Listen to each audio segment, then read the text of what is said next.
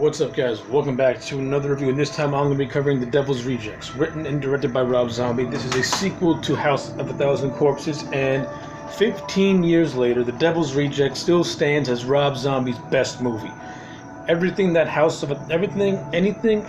didn't like, everything I didn't like about House of a Thousand Corpses, The Devil's Rejects gets right. This is a damn good horror movie.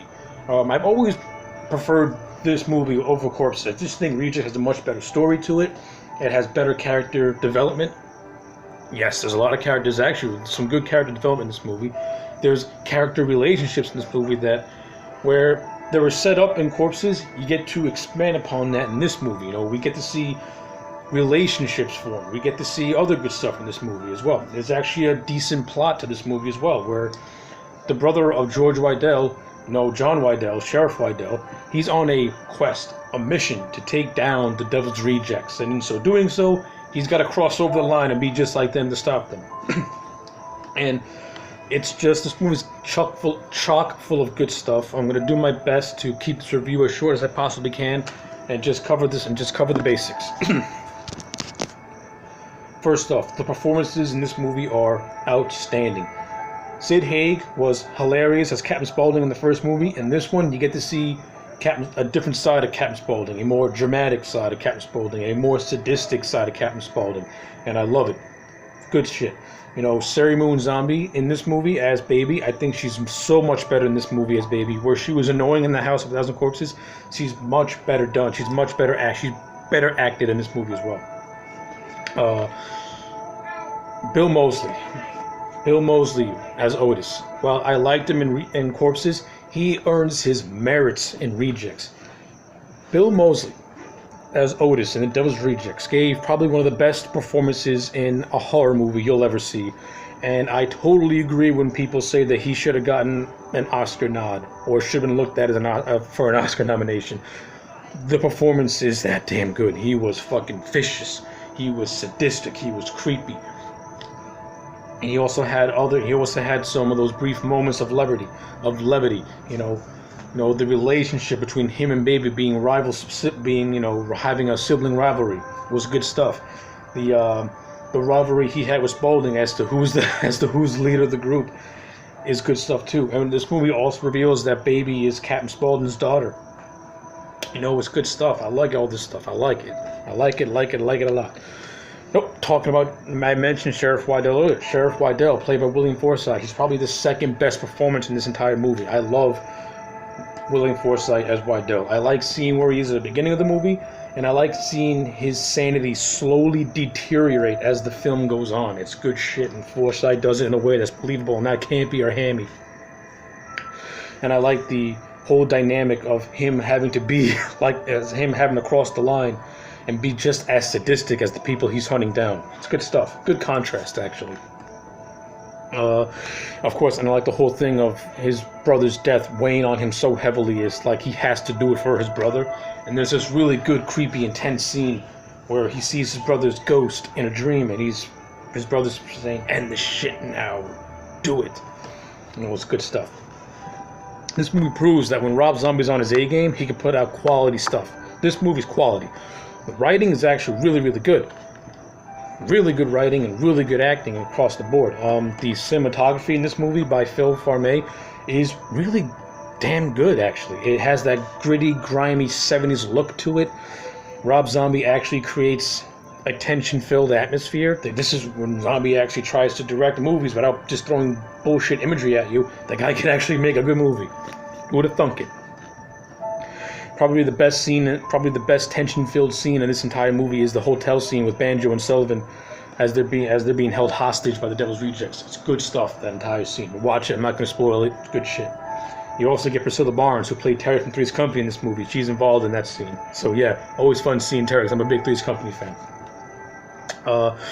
Another thing that I like a lot is Ken Foy as Charlie Altamont, who is the brother of Captain Spaulding. You know.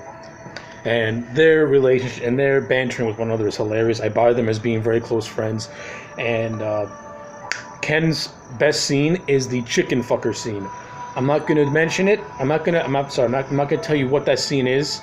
just know that it's not what you're probably thinking. It's actually this redneck tells Charlie if he's gonna be fucking chickens, and they have this whole conversation. It's fucking hysterical. You gotta watch it. You gotta watch that scene to believe it. It's fucking hilarious. And that's another thing. This movie mixes horror with its action, with its comedy. This is a 1970s grindhouse road movie type deal, and I love it a lot. It works a lot. The cinematography is gritty and grungy. I like it. I love that whole 70s aesthetic. The acting from everyone all across the board is well done. The story is good. It does have a couple of chinks here and there, a couple of chinks here and there in the chain, but overall it does what it does. It does well. It's well paced. My man Tiny comes in at the end to save the day, which is also great. He snaps Wydell's neck after Wydell pretty much is torturing the devil's rejects, pretty much crossing the line, and the torturers become the tortured when the sheriff crosses the line and becomes a full-fledged Looney Tune and starts just torturing these guys, which is a great scene, by the way. Another thing I like about this movie, we get Diamond Dallas Page and Danny Trejo playing the characters of Billy and Rondo, the Unholy Two, which are two bounty hunters that Wydell pays to pretty much soften up the rejects for him later on in the film. Always good seeing Danny Trejo, and I love DDP as a big wrestling fan. Always good to see him too in a movie. And they're actually pretty funny. I love DDP and Trejo together. They got a good thing going. They got a good chemistry going on. I would love to see more. If I have a criticism, I would love to see more of DDP and Trejo's chemistry together on screen, because it was working for me a lot. Now, this movie does not pull any punches. It is a really violent movie. It does not hold back on the swear words either. So if that sort of stuff offends you, then The Devil's Rejects ain't for you. But if you're like me and it does not offend you, you just don't care, then it's highly entertaining stuff. A lot of the character bantering to me works. It makes these characters feel so real. Especially there's this really cool scene where the three of them are driving, and Baby is pestering Otis to get some ice cream, and you got Spaulding saying, "Get the fucking kid some ice cream. Come on, will ya?" And I like it because it's a break from all the action, and you get to see these people act like real people, and it really adds a lot when you get to the big climax at the end, which is the Freebird scene, where you got Freebird playing in the background while the Devil's Rejects, after surviving the torture of Wydell, pretty much drive into a police ambush, and they ain't going down without a fight. And it's a great scene. I'm not gonna explain that scene. You gotta watch it. If you want to YouTube it, type in Devil's Rejects Freebird scene. Good shit. I like it a lot. So they're like, of course, there's a lot of other things I could talk about the Devil's Rejects, but you know what? I don't want to talk about it. I want you guys to watch it. If you have not seen Devil's Rejects in a long time, give it a watch. Let me know what you think about it in the comment sections below. Anyway, like this video and subscribe to the channel as well. Wow, I didn't even give a grade yet. I'm sorry, I really just, after watching this movie again, I have a new appreciation for it. When I first saw it, I liked it. Now I really, really like it, which is why I'm giving Devil's Rejects a solid 9 out of 10. Definitely Rob Zombie's best movie. 15 years later, it still holds up as his best movie compared to all the other garbage he's put out over the years.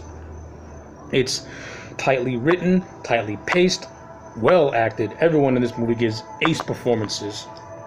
You got good character development, you got good character bantering, and I love the double turn at the end where the villains become the heroes and the hero becomes the villain. It's good stuff. I like it a lot, and it's done in an organic, believable way. So yeah, 9 out of 10 for the Devil's Rejects. Anyway, with all that being said, I will iterate once again. Comment below what you thought about the Devil's Rejects. Like the video and subscribe, and I'll check you back next time for more.